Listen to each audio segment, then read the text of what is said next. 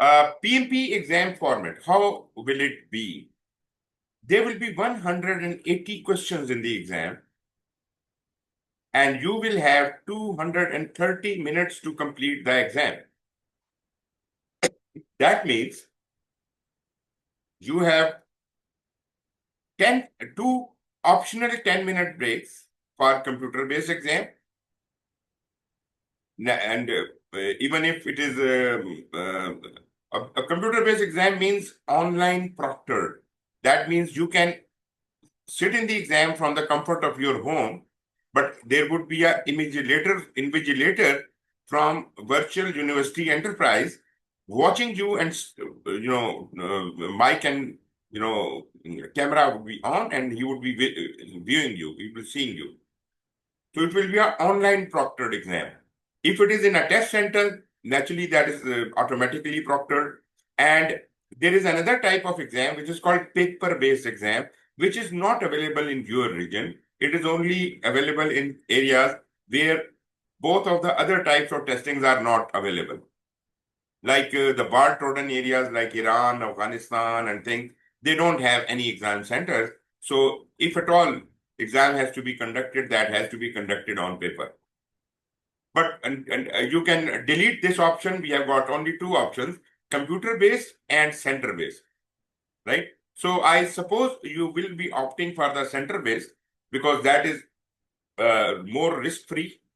Because if you take the risk of sitting the exam from your home, and if anything goes wrong with your network or computer, your chance will be wasted, right? But if it is in the view test center, then they are responsible if the test is not completed properly.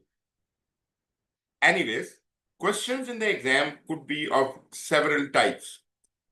They could be multiple choice questions, multiple response questions, matching questions, hotspot questions, fill in the blanks, and I think one odd other category also. So a complete list is this. Yeah, true and false question. It was not shown here in this list. True and false questions could also be there. So true and false, naturally, like I have presented 2 questions to you earlier, the answer is either true or false. Then we have got multiple choice questions where you are given more than one option, but you have to tick only one. Then we have multiple response questions where there are more than one answers could be correct.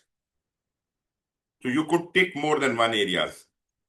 Drag and drop questions are matching questions. You have to match things on the left to the thing on the right. You can drag and drop them at the right place. Then we have got fill in the blanks, and fill in the blanks are like limited blanks. They're just 2 or 3, 1, 2 or 3 blanks, not more than that. And then there is a new type of question which is called a hotspot question. I'll just show you and you will learn about it. True false question, I am not putting it here because it is already, I have shown you 2 questions on true false. So this would be something like that. This is the question which is multiple choice, and the indication that this is a multiple choice question is that all the options will have these rounded buttons. You see that rounded buttons means it is only one answer is to be correct, right? It is a multiple choice question. If you tick here and then you try to tick here, the tick mark will be removed from here and moves to here. So at one time, only one answer could be ticked. You can't tick more than one. And once you are satisfied with your answer, you can press the submit button, and this question will be submitted. This answer of yours will be submitted. So these are the multiple choice questions where only one answer can be correct. And once again, remember these rounded shape buttons. This is for multiple choice. If there is like that, you will click here, so it will be the right answer and others will not. Okay, this is multiple response. There we don't have rounded boxes but square boxes, and when you click on, then a tick mark appears there. not a rounded button, but a tick mark appears. And it is also written at the end of the question, how many of these should be ticked? So, usually it is written at the end of the question. If not, then there is a big problem because you don't know how many are correct answers. But if it is written, then you know that only 3 of them has to be ticked, right? So, if you were presented this question, what would be your answer?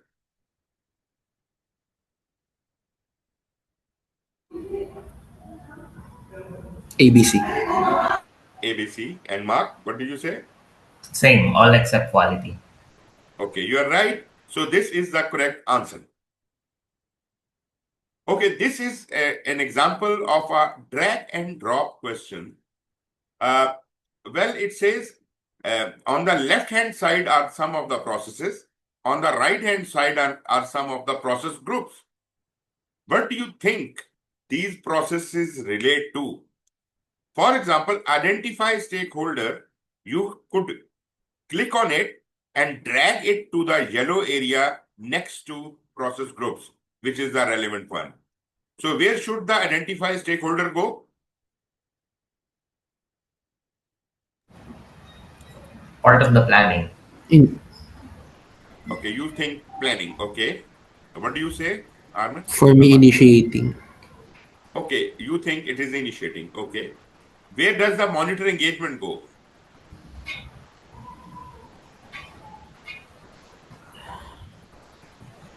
Is it part Monitor. of the monitoring and controlling because of the keyword? Yes, monitoring. Yeah, it goes to monitoring and control. And where does the manage engagement go? Manage is neither monitoring nor control, Executing. right? Mhm. And where does the planning engagement go? The planning. Planning, And control stakeholders? monitoring, and controlling. Monitoring, controlling. Yeah. So this is the right answer. Identify stakeholder goes to initiating, monitor engagement here, manage engagement to execution, plan engagement to planning, and control stakeholders here. This, you have attempted the question right, and you can now submit. That's it. So this is called drag and drop question. This is an example of a fill in the blank. Now the problem with the fill in the blank question is, you have no standard answer. For example, in this question, predictive projects are dash, while adaptive projects focus on team collaboration with stakeholders are customers. So what do you want to put it here? You have to type it. You have to write it. There are no options. If you misspell it, or you write, your answer is right, but your word is not right, you should have used another word, then even then your question will go wrong.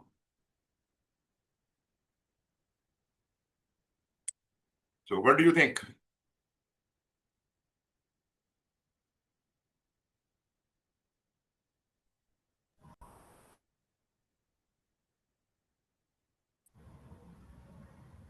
It is comparing predictive project with the adaptive project.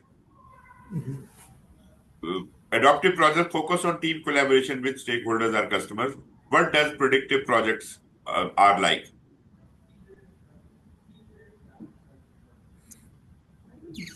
We'll talk about it later, but predictive projects are plan driven or plan in a plan. But it's based on plan.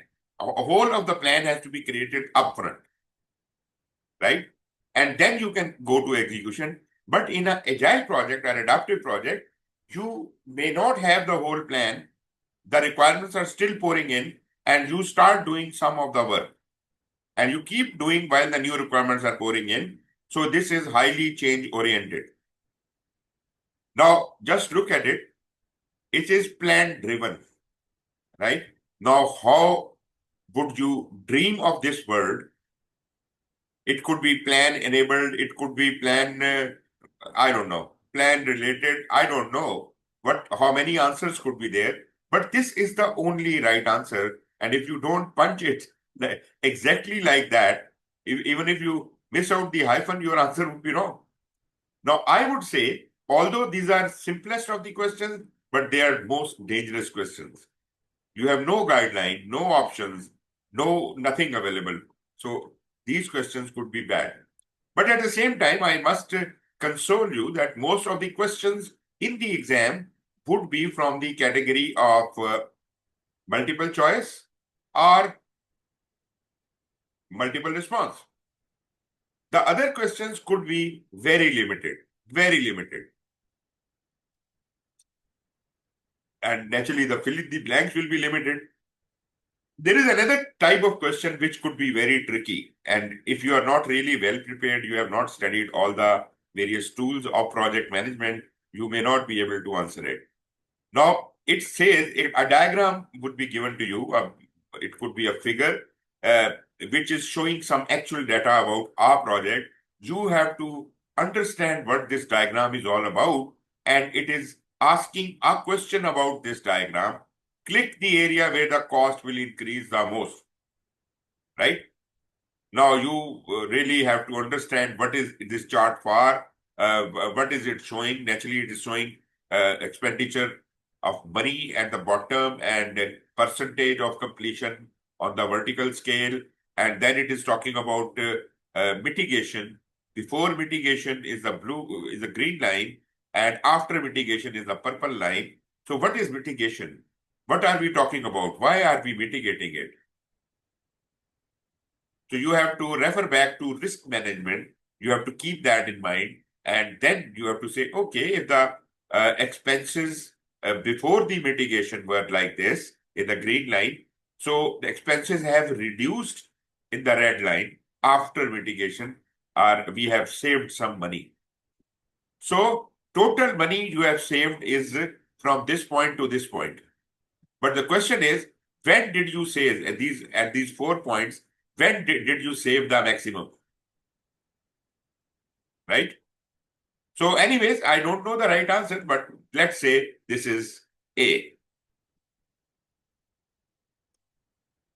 Okay, so far so good. These are Yes. all types of questions. And now I am going to tell you what this was, what I was discussing today. This was all about lesson 0. It is not part of the course, but it is like introduction to project management professional exam. After this, we will be covering the whole course in 6 lessons. First lesson is about the business environment, that is business acumen. Second lesson is about starting the project. Third chapter is about planning the project. Fourth chapter is about leading the team. And fifth chapter is about supporting the project team. And sixth chapter is about closing the project or phase. So essentially, lesson 2, where we are starting the project, is mostly about initiation. Third chapter is mostly about planning. Fourth chapter, leading the team. When do you lead the team? When you are executing. That is about execution. And when do you support the team? When you are monitoring and controlling. And then last lesson is about closing. So essentially, this could somehow relate with the 5 process groups of predictive, but they have not used the words of predictive because it has to cover agile in it as well. So 5 process groups and 1 is the special area for business environment. And let me tell you one more thing, that during starting the project, there is more work required of people's skill. You have to form teams, you have to gather them together, and a lot of things are to be done which are in initiation, which is not technical by any means.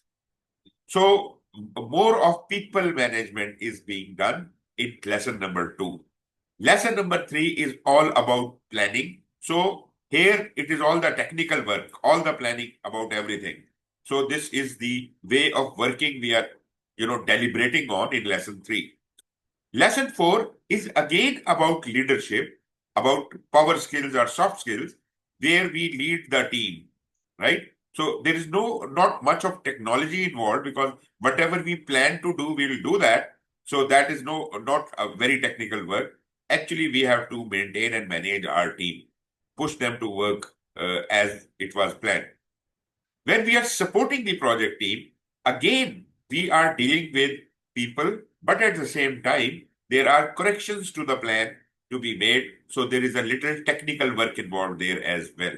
So people skill and the way of working. You see, business acumen is only in lesson number 1. It may be referred in the other lessons, but it is not part of any other lesson. Lesson number 6 is closing. Again, I would say very little bit technical. Otherwise, closing is a power skill. It is a soft skill. It is leadership. So this is how our lessons are divided into these 6 lessons. Okay. Some indicators about the slides we are having. You will see these signs repeatedly on various slides. This is the sign for a predictive project. If this sign appears on the left-hand side, somewhere on the left-hand side, on the border, that means this slide only pertains to a predictive project. It doesn't talk about adaptive or hybrid. It is purely predictive project. If you see this sign, this is agile or adaptive. If you see this sign, it is hybrid.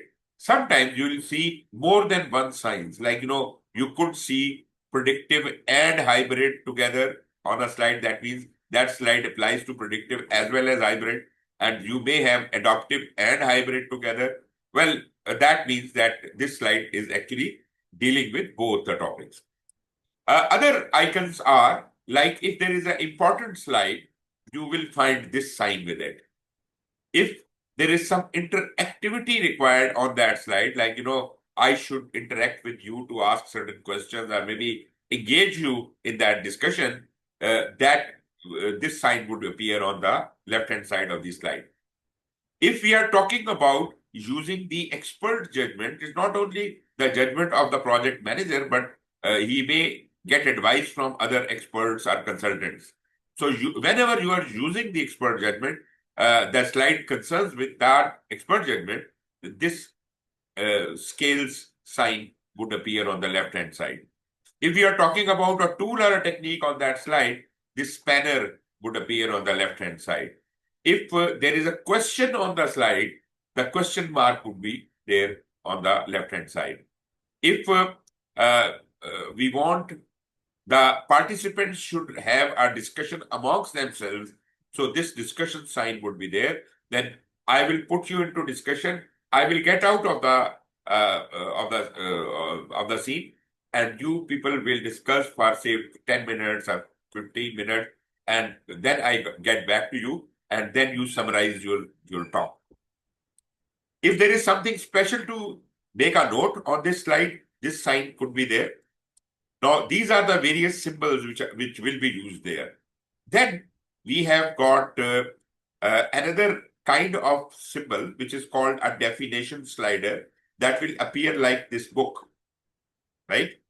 And on the same slide, there would be some characters written in the same color, the blue color. So that means the word project management, its detailed definition, if you click on this, that definition will appear on the screen, right? So if at all you see this sign and I don't open this definition slider, you have to let me know, because I control the slides, and that definition will be skipped. But, well, you do remind me whenever you see this symbol, right? As if I can click on that, I can expose the definition of that thing. So these are about the course, and now a little bit about the case study. As I said, you are provided with a case study document along with your resource material, and this is a small little document which defines our project, which is a hypothetical or fictional project. Name is Shoppe Lifestyle Center, SLC project in short, and this guy standing on the left is the project manager of this project, and his name is Ang Fen. So throughout the course, you may have to interact with him and the project team and the stakeholders, and maybe try to look into certain problems they are having or how they are doing the things. So this is about the first part, which is lesson 0. I am done with that. If you have any questions about it, you can ask.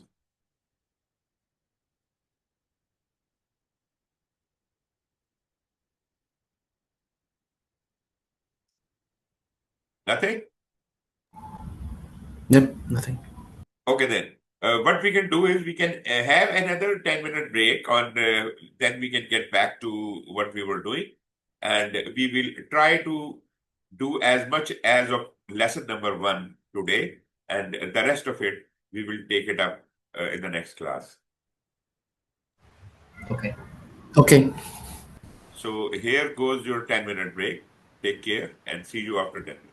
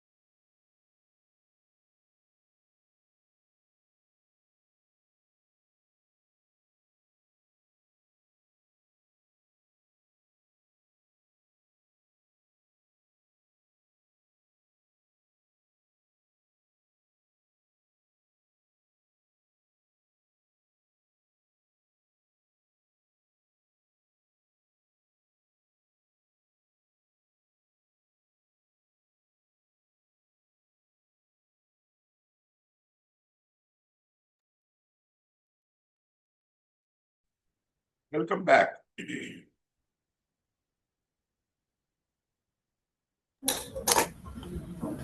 Hello.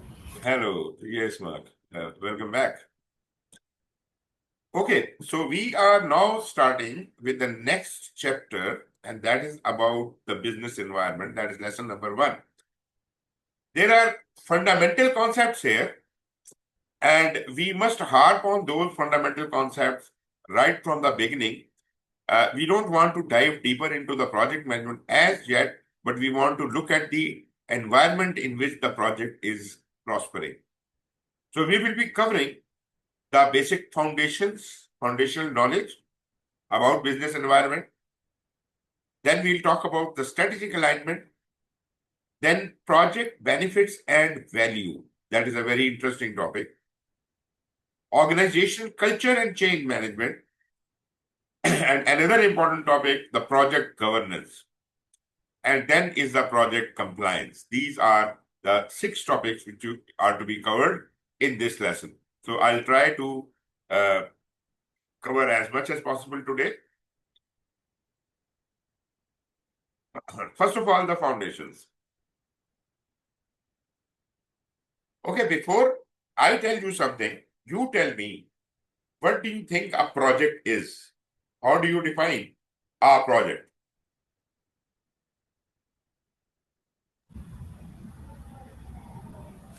Project is something that's within the schedule, within the scope, and within the budget of something that needs to be done by a business.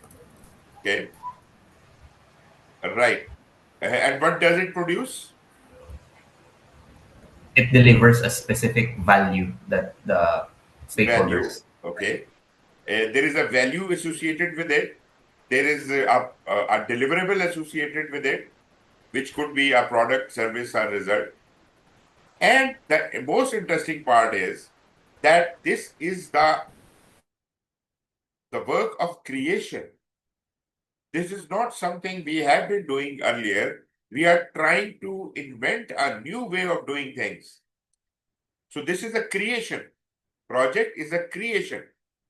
It is not, you know, uh, uh, copying something or reproducing something which had already been created. So we are trying to create a new way of doing things. So it is the element of creation. Moreover, a project doesn't have indefinite time. It is always limited by time because this process of creation will take some time and then it should have completed. If it goes on forever, this project may not be feasible. So projects are always time limited. They cannot go on forever. Then, because it is we are creating something new here. So when we create something new, basically there is some benefit to the organization. Actually, this is for the purpose of driving change in the organization. Maybe a new way of doing something is being invented through a project, and once that time limited process is completed and we get the results, we can bring change into the working of organization, isn't it? So a project drives the change. Another thing, as you said, enables value creation for a business and organization. Now, primarily, we know that a project creates some kind of deliverable, some kind of output, which could be a product, service, or result. But ultimately, that thing we are doing within this project is going to be useful for the organization in the long run. That could be in the long run, there might be certain benefits being yielded over a long period of time, even beyond the life of the project. Those benefits keep yielding because we have brought some change in the organization. And most importantly, that would be a source of further value creation for the business or the organization. That means there is some kind of profit associated with it, some kind of financial benefit associated with it. So value and benefit, just keep these two things in mind. We'll talk about them in more detail. What PMBOK defines a project is, they say a project is a temporary endeavor. Now, the four pointers given here, they address it all. But when I say it is a temporary endeavor, that means whatever experiment we are doing in this project, we are not sure that it will be successful or it will not be successful. That is why it is an endeavor. And why it is temporary? Because whatever the result is, that has to be achieved in a specific time frame, right? If we do not achieve that result in that specific time frame, that is time limited, that means this project might have failed, right? So we may submit the result, this cannot be done. So it is time limited. That's why it is temporary. It is uncertain. We don't know we'll be successful or not. Therefore, it is an endeavor. So it is a temporary endeavor to create a unique product, service, or result as if the project activities can be done to that goal, to that objective, to meet that specific scope what we had in mind. So, in nutshell, this project is going to drive change. This is only a project can do that. Our operation cannot do that. Operation can only reproduce. We have a standard operating procedure for producing a product. So they will keep reprinting it, reproducing it, and that is nothing new. That is no change. That doesn't drive any change. That is a repetition of work. And that is not time limited. That is continuous. We are continuously, creating those deliverables. Like there is a model of car, and they are churning out that exact model in hundreds and thousands and millions of quantity, right? But there is nothing new. But when this new model was designed, that was a project. That was the driving of change. From the old model to the new model, that was the change. When that experiment was done, when that project was done, maybe there was a 6-month period allocated to it, and it was successful. Now we are able to drive the change, and we are able to create new model of the car, right? And now we hand it over to operations, and operation will start reproducing it. I hope you understand that. So that is as far as the definition of the project is concerned. Now, there are certain things we must understand about the success of the project. What are the things on which the project success is dependent upon? The very first thing is, how many projects does your organization carry out at a time? If there is only one odd project at a time, that means you people are not really mature in the art of project management. There are not many changes happening in your organization. One odd change is happening. So that means you are not that skillful in the art of project management, and they're not mature. But if you have got multiple projects running all the time, maybe tens or hundreds of projects running all the time, that would actually add to the maturity of the organization from the project management point of view. So organizational project maturity will come with an organization handling too many projects. They will commit mistakes, they will achieve good results, they will drive change, they are driving a lot of change. So that means the organization is on the forward path. You are continuously driving that change through various projects.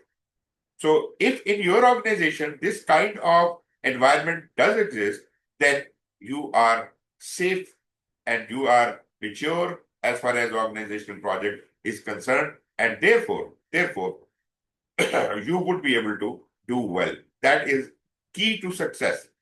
One key to success. What is other? The project manager should be appropriate and effective. What he promises, he delivers, right? So that is also a very important factor. Project manager should be skillful, he should be knowledgeable, he should be, really committed to the project, and whatever he promises, he must be able to deliver. That is the effectiveness of project management, which is another key to success for a project. Third thing is funding and resource availability.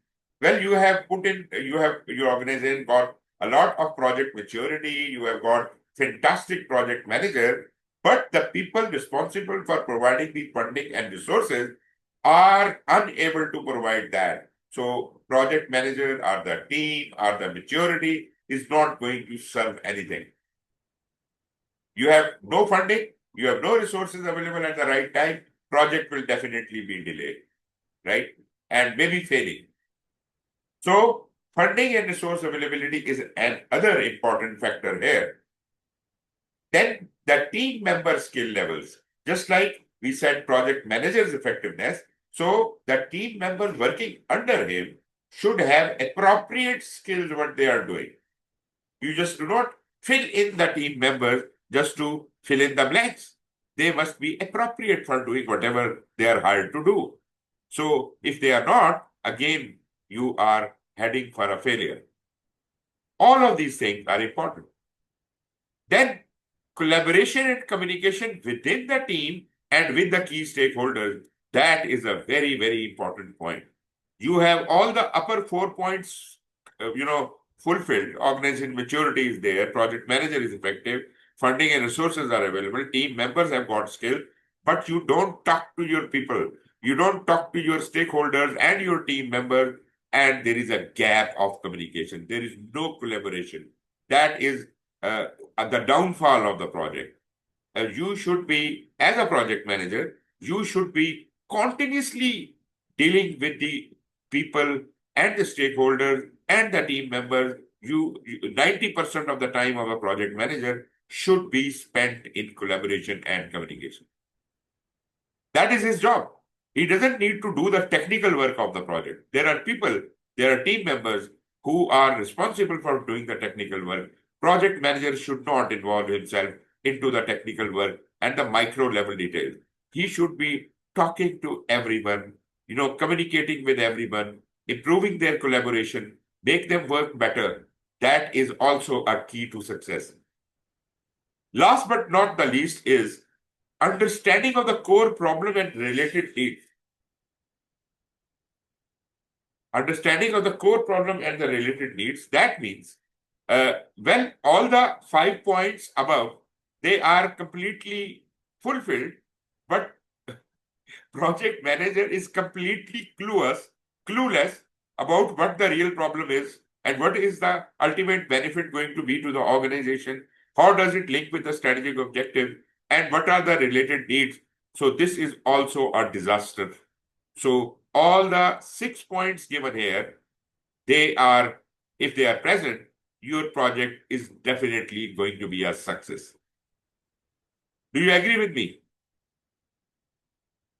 Any comments from your experience? Well, maybe you can add something, or you can say, no, this is not very necessary and we can deduct this item from the list.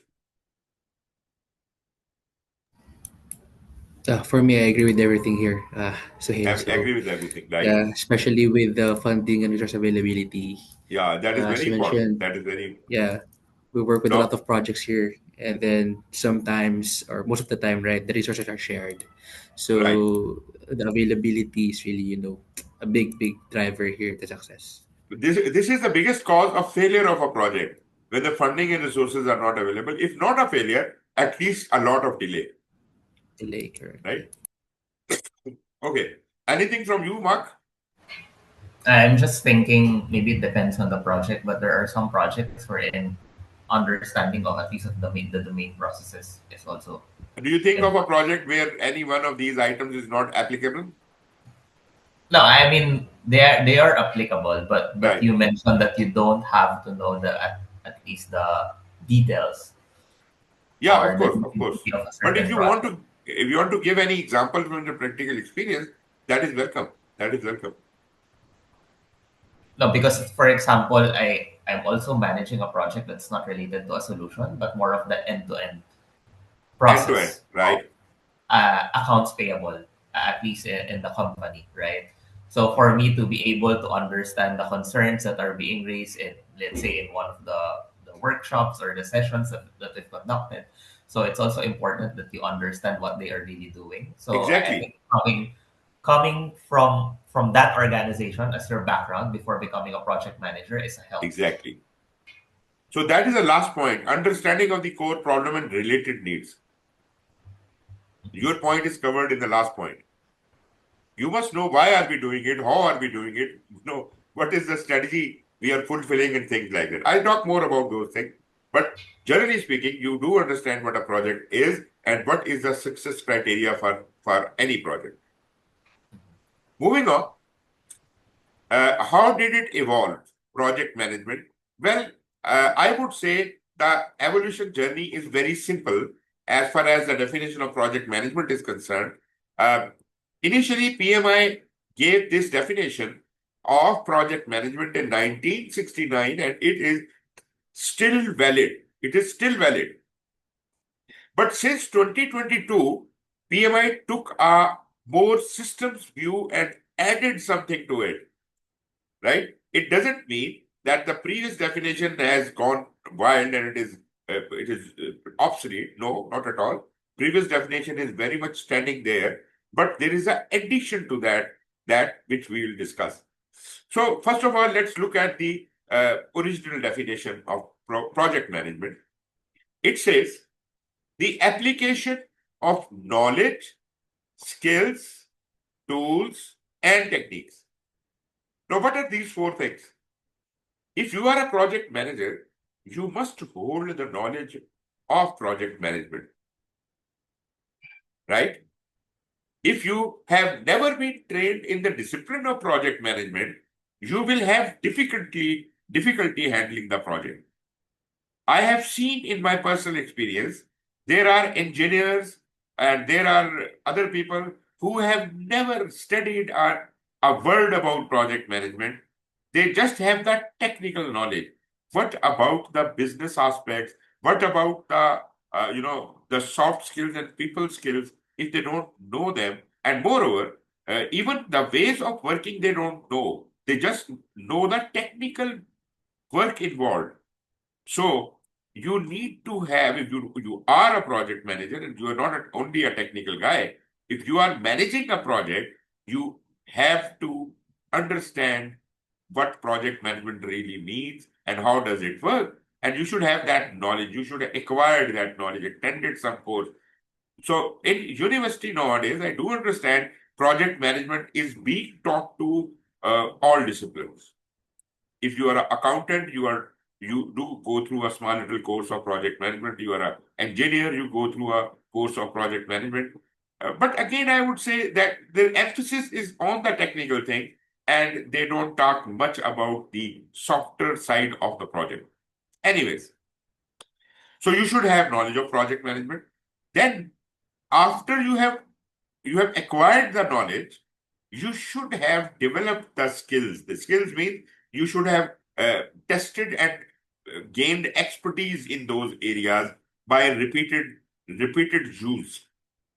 So that knowledge must have been applied. That is why PMI says you should have at least 3 years of project management experience. That is the skill.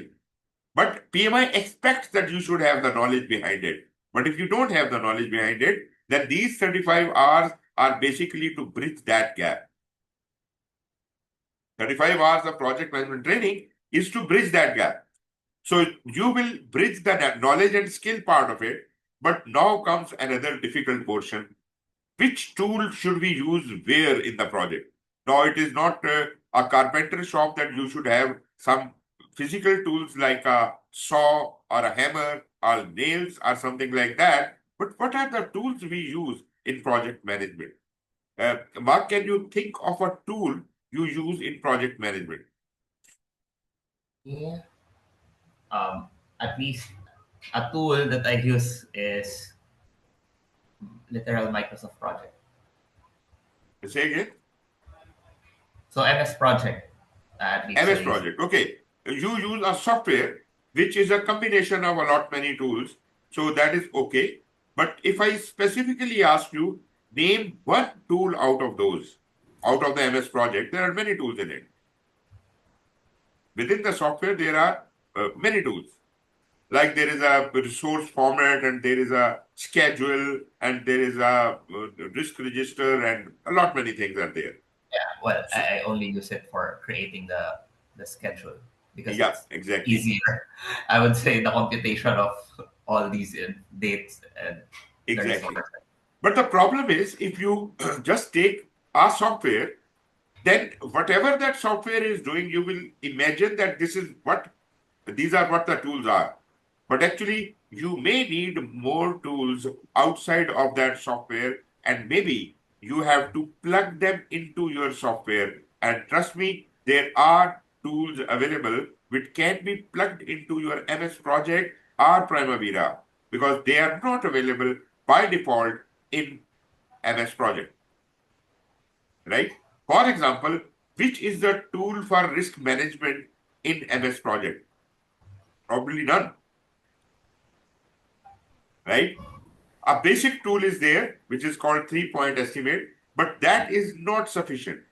So maybe if you want to do in-depth risk analysis, you may have to plug in some kind of a risk management tool, which could be like, what do you call it?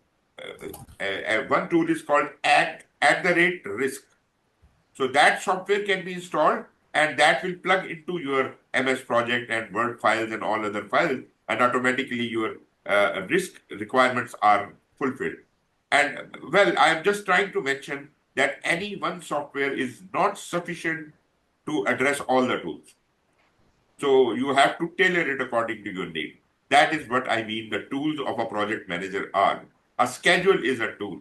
A risk register is a tool. Issue log is a tool. So, the cost baseline is a tool. Everything you use and do, because here we don't have hammer, we don't have nails, we don't have saw. Here we have our own tools, the project management tools. And yes, you are right in saying that most of the tools are available within some kind of Microsoft project or project management software. And they are very good also. Okay, so that is as far as the tools are concerned. But the most interesting part is you are aware about those tools in MS Project, but you don't know the right technique to use them. You can't really benefit from it. What should be done first in MS Project? What big mistake we commit when we are using MS Project or Primavera or any software? We start with a Gantt chart, don't we? We start with a Gantt chart, and everything else is being plugged into it, which is absolutely the wrong technique of using MS Project. The Gantt chart should be the end result of everything. It should not be the first thing which is created. Anyways, I'll talk more about it. But you see, in project management, you must have knowledge of project management. You must have skills of project management. You must understand which are the tools of project management and what are the specific techniques to use them, in what order, and how exactly to apply those techniques. And where do you apply those techniques? To the project activities. That is the most important point. You cannot use the project management knowledge, skills, tools, and technique for non-project work. That would be criminal. That would be waste of time and money. If you say, I know project management very well, and in my normal daily operations, I will use project management. Well, for what purpose? You're spending this money for what purpose? You're not doing a project. You're doing operations, right? So probably those tools should not and cannot be used in anything else than the project activity. And those project activities must be focused actually to meet the project objectives and requirements, right? So every activity must be tied to a sequence of actions which would ultimately fulfill certain project requirements. And that is only where you should apply your project management knowledge, skills, tools, and techniques. That is the lesson learned out of it. That also points to a very interesting fact that anything which is out of scope of the project should not be done.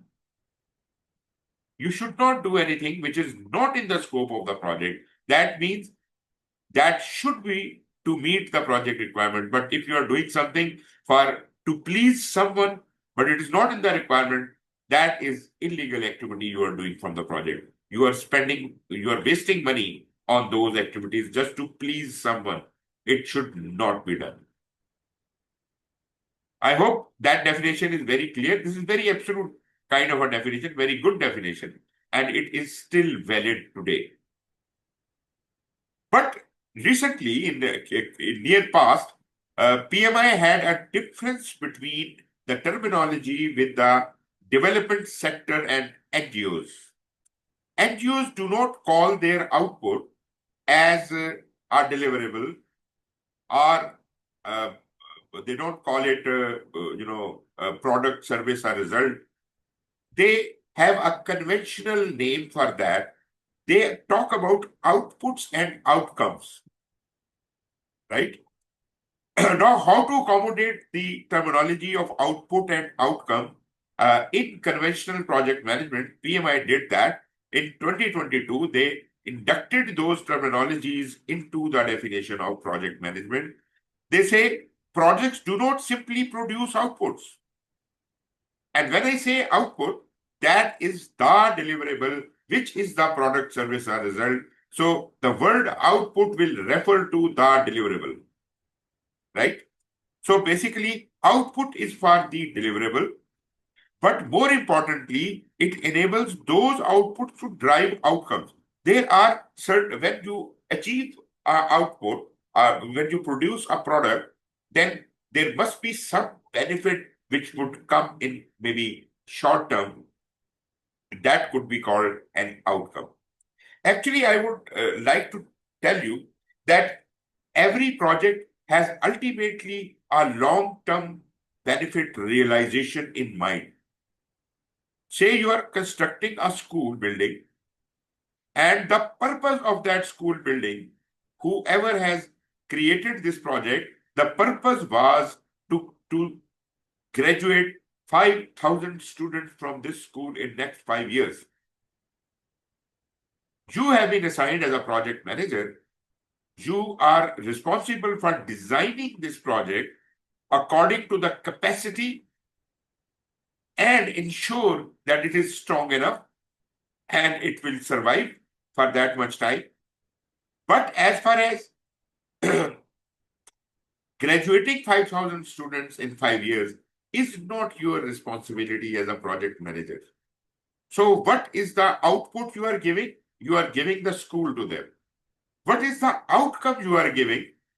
You are giving them a fully functional school, maybe a turnkey school, and that might be in the contract. These requirements are to be fulfilled. It should be, ready to use. It should be turnkey, and this could be my outcome.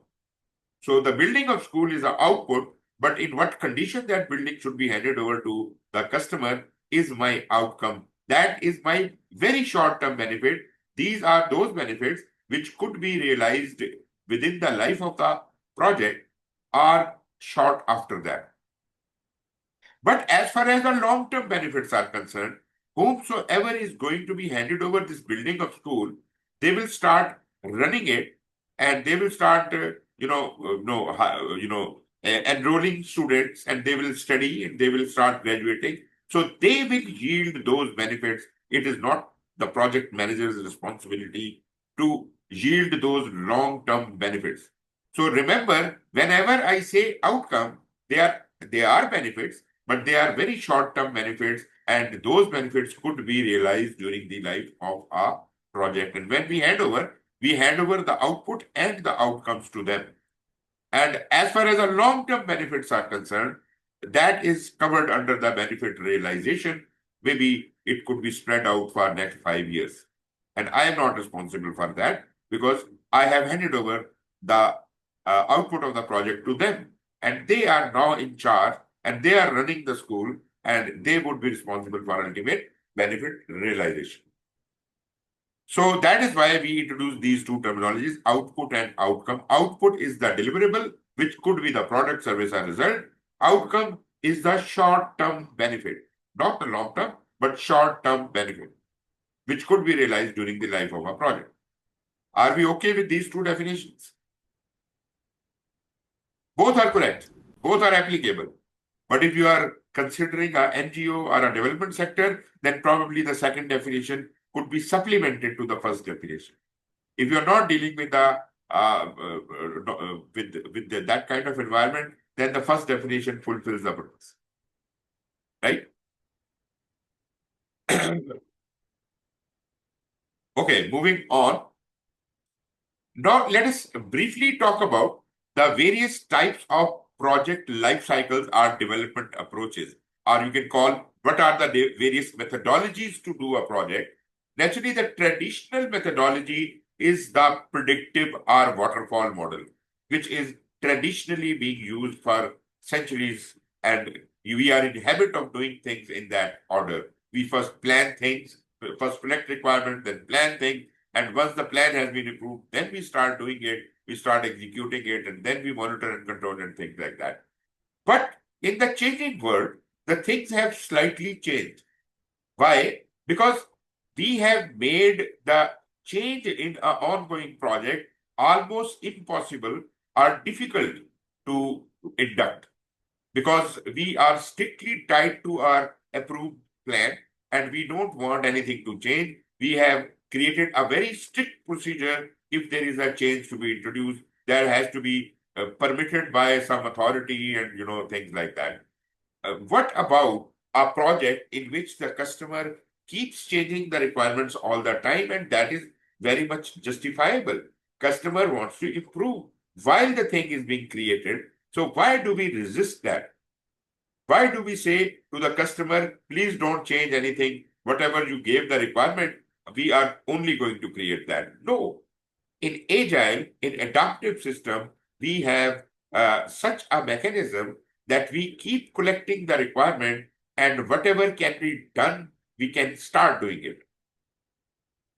And we do work in a very small iteration. We don't take up the work which can be done in 6 months. No, not at all. We break the work down into very small parts, and of, say, small iterations of, say, 2 weeks. So we plan only for 2 weeks. The most important, the high priority items, we attempt them and we deliver them, right? And while that is happening, customer might be coming up with new requirements. They can keep giving the requirements without any change control mechanism. We can accommodate them. We don't resist change. We encourage change in Agile. Now, this is completely 180-degree opposite to the predictive way of working, right? So what do we do? Well, if you are not classically satisfied with a predictive way of working or waterfall way of working, and you are also not really ready for adopting Agile, then you have to adopt a in-between way where some things are in a waterfall model and some things are Agile. Like, top level planning could be in a predictive manner, whereas the bottom level, you could have Agile teams working in small iterations. This could be called a hybrid model or hybrid approach, right? Now, as I said before, hybrid approach is not one standard approach. It is not one standard approach. You can't say that this is the framework for hybrid approach. Hybrid approach can vary from anything between predictive and Agile. So it is completely customizable. Completely customizable. There is no book which defines this is how the hybrid will look like. You can design your own hybrid. But you must have a clear understanding between the predictive and adaptive.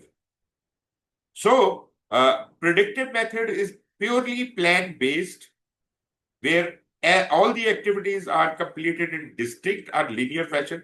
It means, first you plan everything and then you start doing things in an order, right? New phases begin only when the previous phase is completed. We don't allow the new phase to start until all the work of the previous phase has been completed. So that is just to gain better control. In Agile, it is not a plan-based approach. It is completely a change-based approach. And we work in an agile, incremental or iterative development. Like, we work in small capsules of work, like 2 weeks of work. So we time box that. We say, okay, it is just unlike a predictive project, which could be maybe 6 months long, and we could have phases of 1 month each. We say, no, we don't know how much the project will take, but our iteration size is fixed. One phase could, in predictive, one phase could be 1 month long, other phase could be 3 months long. So they could vary, but our iterations are not going to vary. They are going to be fixed. If our iteration size is fixed to 2 weeks, then all the iterations will always be 2 weeks. Whatever job we can complete in those 2 weeks, we will deliver that, and then we move on to the next iteration. This is a beautiful approach in which customer keeps getting something while he is making changes to the whole thing. Right? So this is called time box cadences, the iteration size and the sprint size. Sprint and iteration, by the way, is the same thing. Iteration is, one iteration is say 2 weeks. So sprint or iteration are interchangeably used. So if we keep delivering something at the end of every iteration, we will be able to maintain a continuous flow. So that is a big advantage. Now, as far as the key roles are concerned, predictive project could have the project sponsor as the boss, project manager as the team lead, and then the project team could be there, right? This is more of an autocratic method where project manager gets his orders from the sponsor and the team gets their answers from the project manager. It is not collaborative environment classically. Whereas in Agile, we have different roles. The project sponsor is not there. We call him product owner and we increase his responsibilities. Project sponsor is like a boss in predictive. In waterfall model, project sponsor is the big boss. He doesn't do anything. But product owner is taking over a lot of responsibilities, which usually the project manager does. That is collecting the requirements from the customer and organizing them into a list. That is always going to be the responsibility of product owner. So he would be acting as a sponsor as well as he would have his own duties throughout the life of the project. The project team are the people who actually deliver the work. They decide what to do, where to do, how to do. The team lead has no responsibility. He cannot order them to do faster or slower or what to do and what not to do. No powers are with the team lead. Team lead is just a servant leader. We can call him a scrum master. We can call him an agile coach. We can call him a facilitator. But this guy is a servant leader and he would only help the team when they're stuck in a problem. He will, smoothen out the way for them and as if they can keep working on the same pace. They should not stop anywhere. So they keep telling him their problems and he makes sure that all the problems go away. Thus, the team performance is continuously enhanced. This is how we work in an agile project. Roles are different. Product owner, project team, project team lead. So these are the three kinds of roles there. So what is the value delivery proposition for a predictive project? Deliverables are transitioned to customer at completion. So when the predictive project is done, only then the deliverable is handed over to the customer. The usable deliverable is only at that point in time. And naturally, the value realized in both short and long term is to be done after the project has been delivered. So value will be visible very late. Whereas in Agile, due to our iterative or incremental delivery model, we are able to deliver after every 2 weeks. Something we will deliver after every 2 weeks. And sometimes this deliverable is also carrying value that we call minimum business increment is valuable. There is another term which is called minimum viable product that is like a prototype. It does not have the value, but it does help us to clarify certain requirements, right?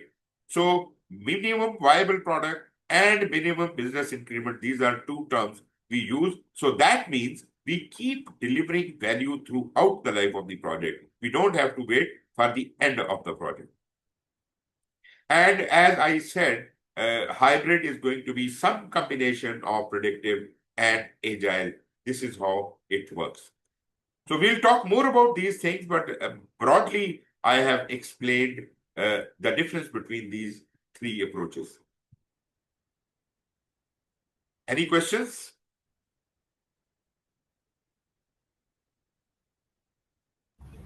None on my end. Okay. Okay, we will have discussion on this thing in more detail later, but let us, talk about few more concepts here. For example, PMO, Project Management Office. You might have used this term and you might have a PMO in your organization. What do you think a PMO does?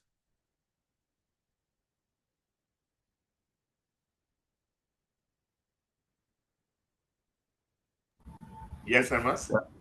Yeah, for us, it's like a training center for new PMs and a help center as well for Say again, project I didn't management. understand that. Hello, can you hear me? Yeah, yeah. All right. So for us, PMO is like the help center as well as the training center for project Okay, managers. good. Yeah. It is a help center. It provides trainings, and what else can it do? Well, in our organization, that's the only two things I have Okay, available. fine, fine. It's either, yeah. Different organizations have different functions. Mark, anything from your side? None. Do you have PMOs in your organization? Sorry, we're in the same organization. You're in the same organization. Yeah, just to be But clear. do you have a PMO, a single PMO or many PMOs? Single one. Yeah, A for single us. PMO. So it is a centralized PMO which is providing support to everyone, all the projects, right? Yes. Okay. Okay, let me tell you, there could be three types of PMOs. The very basic type of PMO is a supportive PMO, which I like very much. This is a non-interference type of PMO. This is like a servant leader. This helps people out. This coaches, mentors, trains, and provide guidelines to the project managers, but it does not impose anything on them. So I love it. Supportive PMO is a very good model. And any organization which is just starting up with PMOs, they should have a supportive PMO, just as in your case, right? That is good. But what does the supportive PMO does?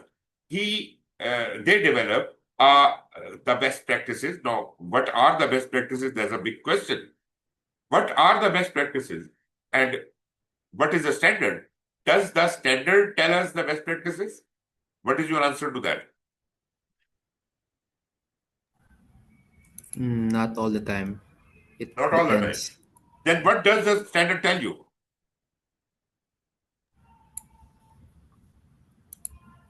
It tells like the base or the basic requirements for it to be completed or for that specific area to be, Okay, to good. be what it is. Yeah. Actually, a standard is not responsible for the best practices. Standard gives you the good practices only, right? It identifies to you the difference between what is good to do and what is bad to do. So it just gives you that much knowledge as if you can apply it in your organization and identify things which are being done badly and convert them into good practices. Standards never give you best practices. Best practices come with maturity. But good practices is like, I am teaching you, whatever I am teaching you these are the good practices. Like, you should not do it like this. This is the minimum level you should do, right? That is a good practices, practice I am teaching. And the whole standard of PMBOK is actually about it. This just tells you the good practices. Right. So that means we have these good practices to follow. But then what is this PMO talking about best practices? From where these best practices are going to come? How does the PMO help us develop best practices. Naturally, it is not coming from the standard.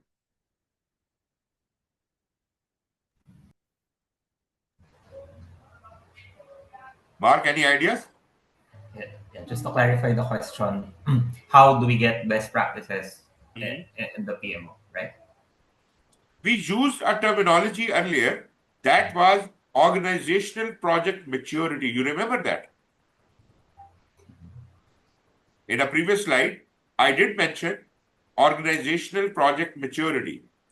As the organization gains experience in doing project management, their way of working is hardened and refined, and that is where they start, creating their own best practices, right? So good practices are actually being hardened to the best level, but naturally, when we talk about the best, we have to compare ourselves with our competitors. Without competition, you can't be the best. So therefore, the maturity is actually the word which is actually comparing yourself with other organizations who are better than you and trying to adopt their best practices and trying to move your organization to the next pedestal. That is how you promote yourself in maturity. That is organizational maturity, project maturity. So if you are doing that, you are developing best practices. That means PMO has a great role in that. Because PMO is not looking after one odd project, it is looking after all the projects in the organization. So all the picture is clear to them, the holistic view of how the people in this organization are managing the project. So he is just recording everything, and then he is carrying out healthy activity for, for the maturity model, for promoting your organization to the next level.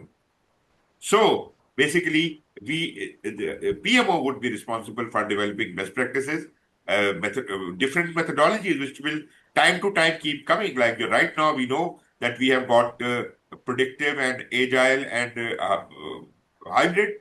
Maybe more methodologies may come to the ground, like lean and other things are there in the market.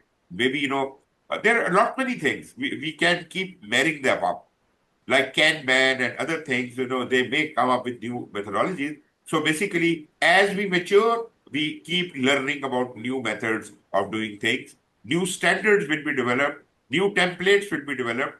Naturally, this is the job of the PMO to keep a tab on that.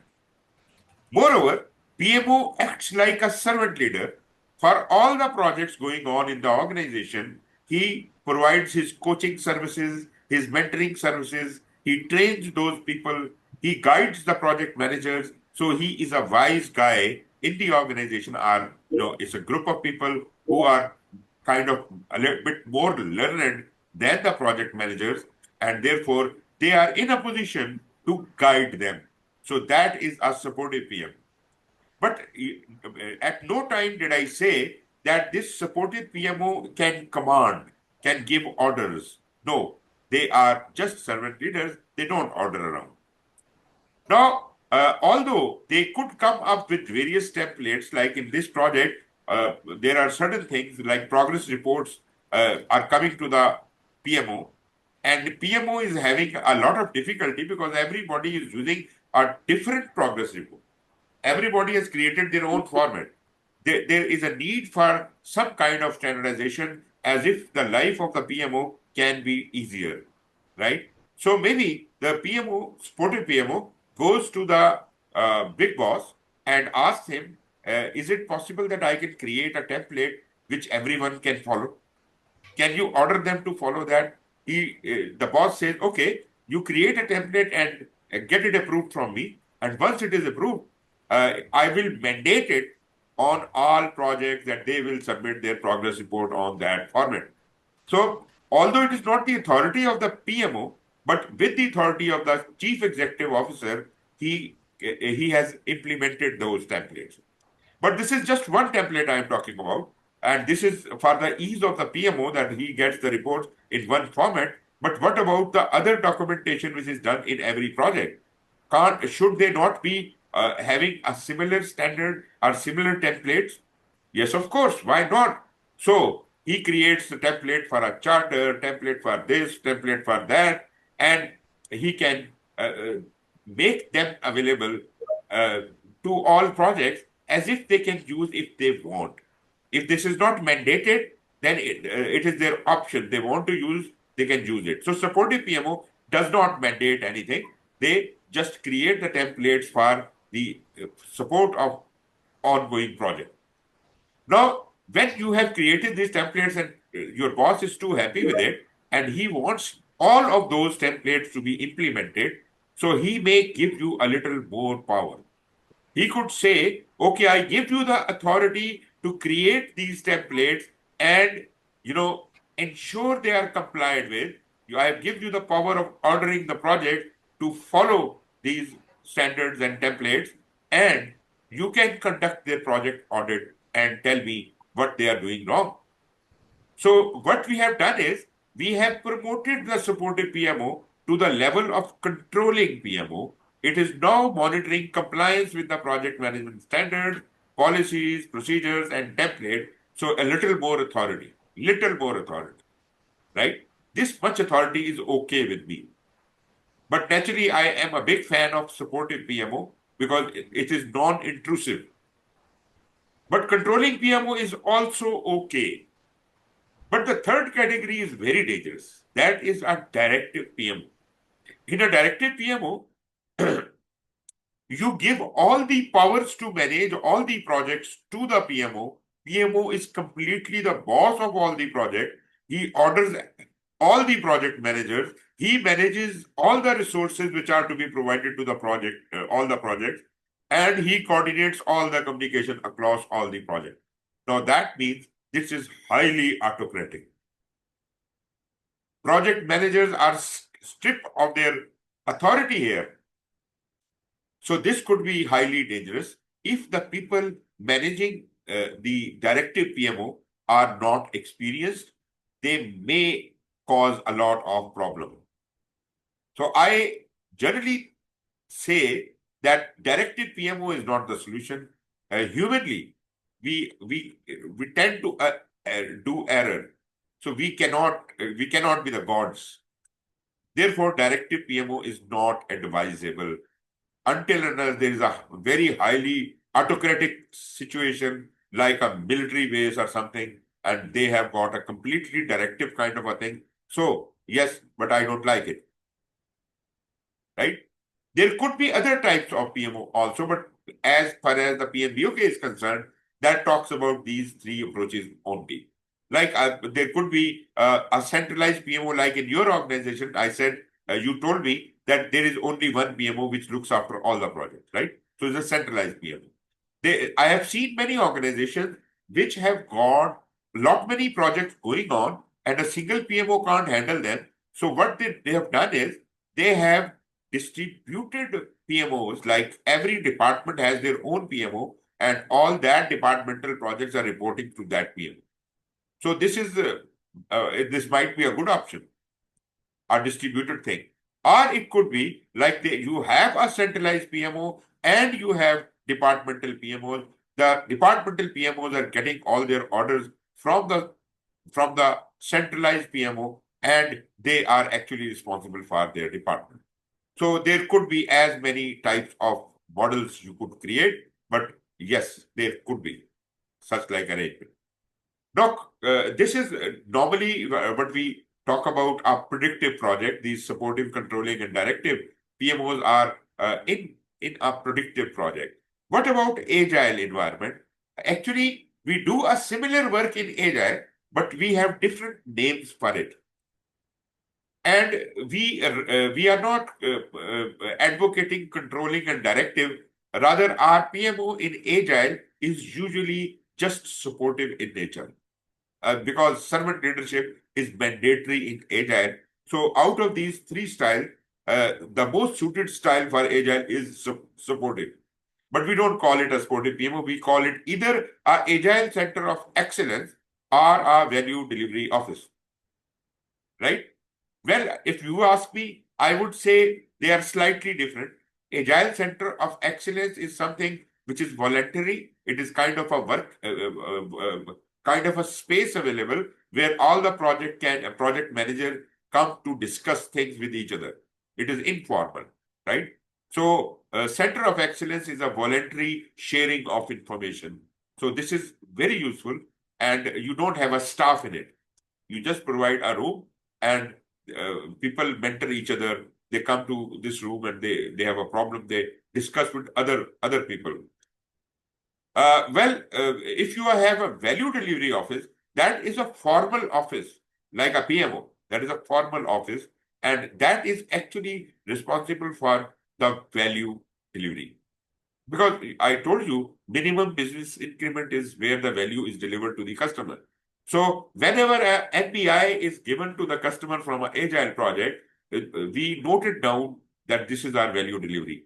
And value delivery office will monitor all projects delivery. MBI is being, given to the customer. Anyways, the generic roles of this agile PMO is like the same as supportive. Like they coach the team members, they build an agile mindset, they develop the skills and capabilities throughout the organization, and they mentor sponsors and product owners. So these are like coaches, right? So this is more relaxed environment. I would say even more relaxed than the supportive PMO. But this is beautiful. Agile project can only accommodate this kind of setup. Okay, now we have got certain questions. Like in a large organization, who is responsible for managing the governance of projects? Now you have got these 4 options. You have to tell me what is the correct answer.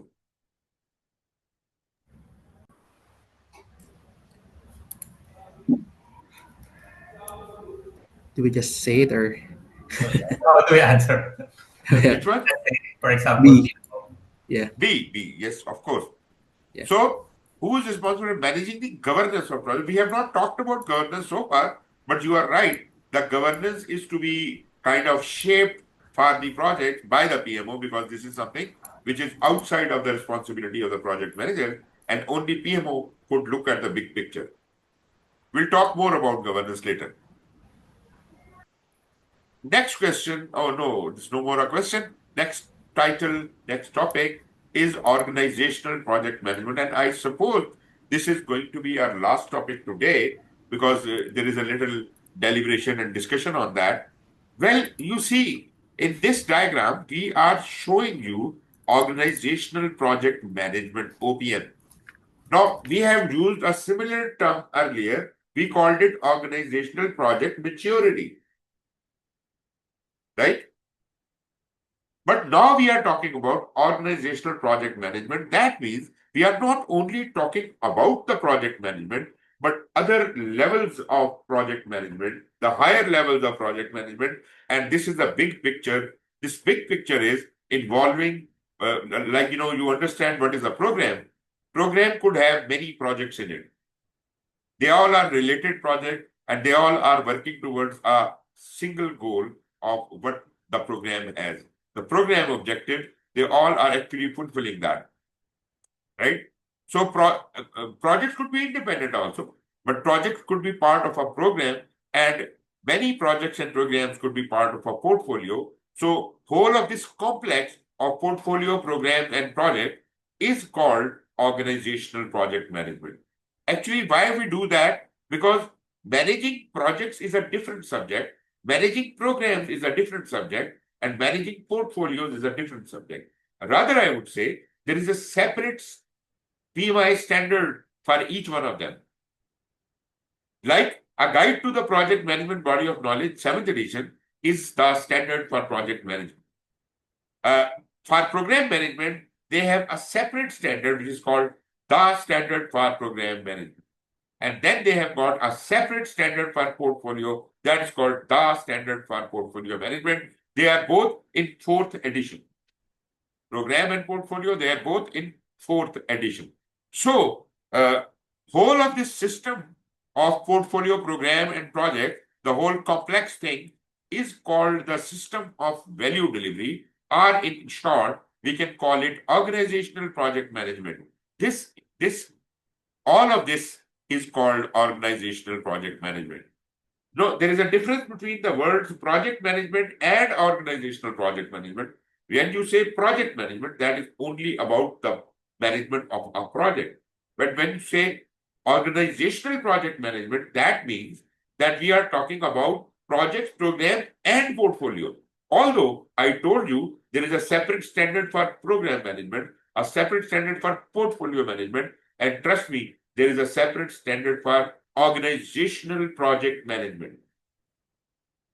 There are 4 core standards. One is PMBOK, which is the standard for project management, then program management, then portfolio management, and then there is a standard for OPM, which integrates them together.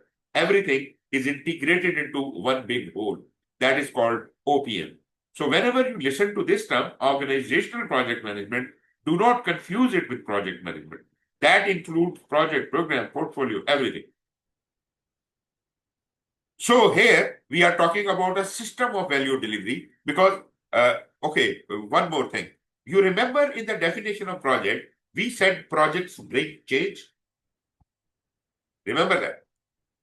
Projects bring change, operations do not bring change. They just repetitively produce the product. But each project is bringing some change, right? And if each project is bringing some change, and ultimately each change is delivering some long-term benefits, then if they are tied up into a program is not concerned about the deliverable.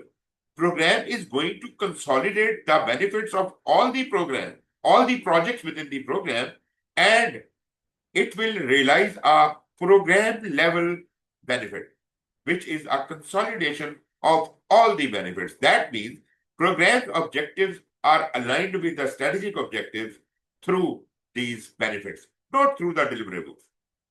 Deliverable is the level of a project. Program doesn't deliver deliverables.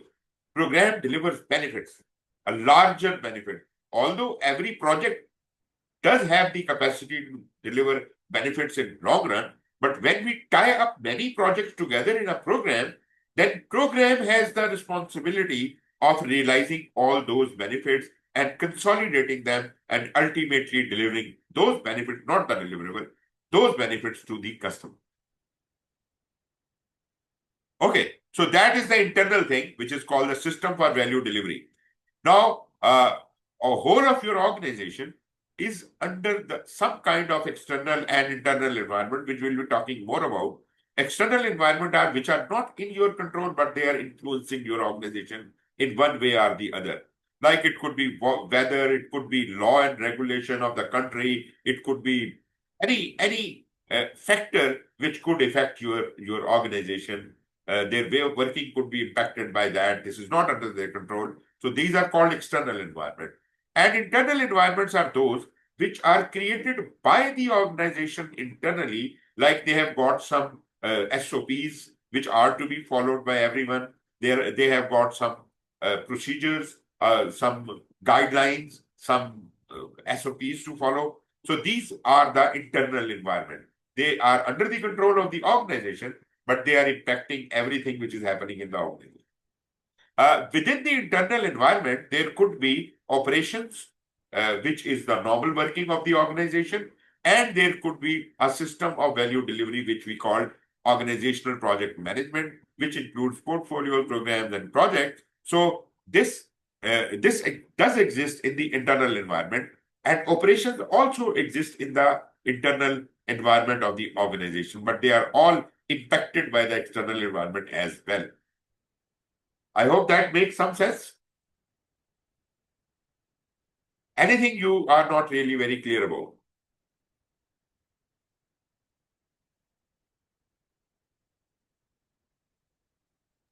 Okay, if that is that, let us just look at the definitions of these project, program, and portfolio. Just briefly, we can discuss it later. But you see, I have already discussed in detail what is a project management definition. It's a temporary endeavor to create product, service, or result to achieve the project objectives and things like that. So This could be part of a program, or it could be part of a port, right? Or it could be both, or it could be independent also, right? So what does the project do? Does it enables achievement of organizational goals and objectives by fulfilling those long-term objectives, which we call uh, the benefits. But ultimately, immediately, projects deliver the deliverable or the output. As far as program is concerned, that does not concern with the deliverable. The deliverable projects are delivering to the program manager and his team takes on those deliverables, run those deliverables, and convert them into desired benefits. And then all the desired benefits, when all of the project benefits are realized, then they are consolidated into the program benefit. And ultimately they deliver value to the organization. So group of related projects, why they are related? Because they are contributing towards a larger benefit of the program. Subsidiary, they could be projects in a program, there could be sub-programs in it, there could be program activities which are actually responsible for, converting the deliverables into benefits. And these three things are managed in a very well-coordinated manner to obtain benefits. Purpose of the program is to obtain benefit, not available from managing them individually. If we could have done those projects separately, who would be responsible for delivering the benefits? There is no unifying authority there, right? So they may be delivering benefits to different entities, but if they are tied up in a program manager takes up the responsibility of benefit realization, not only of all the project, but for the unified delivery of the whole program. So it controls the components and interdependencies to realize those benefits. That is the purpose. Where the project is more concerned about the deliverable or output and outcome, here program is concerned about the ultimate benefit. What about the portfolio? Portfolio includes all the projects and programs. All the projects and programs are part of the portfolio, right? So they may be related, they may not be related, just like unlike program management, where all the projects within the program have to be related, but in portfolio, they may not be related, right? The portfolio doesn't have its own benefits. Portfolio has a larger target to meet, and that is value decisions to be made. Which project or which program should be started, which should be killed. So he makes the investment decision. He can, channel the funding of one project to another. So that is a big decision making portfolio manager is doing. So this could be collection of projects. There could be programs in it, there could be sub portfolios in it, and there could be some operational activity. Because unlike projects and programs, this doesn't end. Our portfolio is a continuous activity. Therefore, in program, we had program activities. In project, we have project activities. But in portfolio, we can't call it portfolio activities because this is not limited by time. So we call it operations of the portfolio. So four things: projects, programs, sub-portfolios, and operations. These are four components which are managed in a group to achieve strategic objectives. And what is the big purpose of this? Portfolio aligns with the business strategies. So this is a high-level alignment with the organizational business strategies. In further discussion in the next class, I'll talk about the vision, mission, strategies, and all those things. But right now, I hope you understand what I have so far explained. At least I have described to you the definition of project, program, and portfolio, how they are related in this chart, and next topic would be organizational structure, which I will start from in the next class. Right? So this is slide number 11. Remember that. Remind me if I forget, and we will start our next class from there. Any comments? Any questions?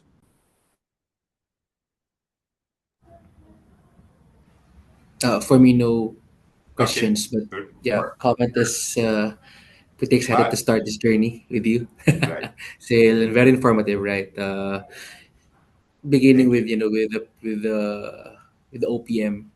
Now I understand further what's Yeah. the difference between the three. Yeah, very good start for me.